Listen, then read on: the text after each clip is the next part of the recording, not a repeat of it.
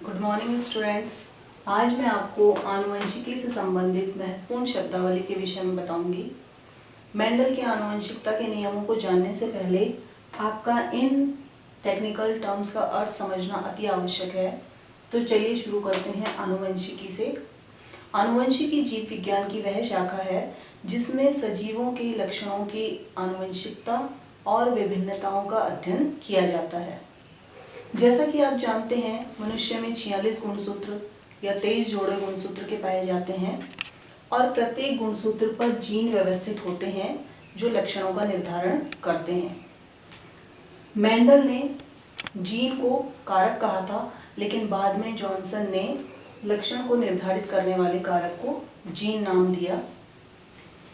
जो जीन है वो सजीवों में लक्षणों का निर्धारण करते हैं। उसके बाद हम बात करते हैं युग्म विकल्पी की।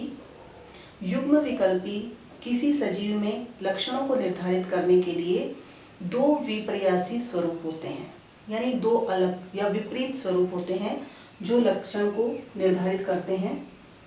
जैसे मेंडल ने मटर के पौधे में लंबेपन के लिए एक विपर्यासी लक्षण टी युग्म विकल्पी और दूसरा युग्म विकल्पी स्मॉल टी ये बौनेपन के कारक को निर्धारित करते हैं।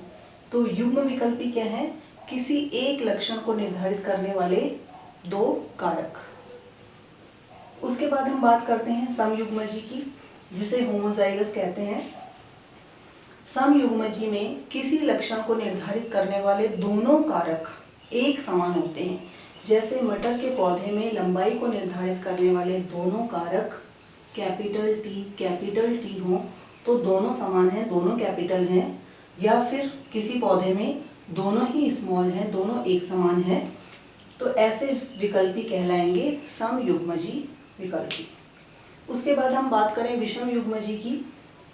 सजीवों में किसी लक्षण को निर्धारित करने के लिए ऐसे जीन जिसके दोनों ही कारक या एलील्स या विकल्पी अलग अलग हों, असमान हों, जैसे कैपिटल टी और स्मॉल टी, तो ऐसा जो जीन है वो विषम युग्मजी कहलाएगा।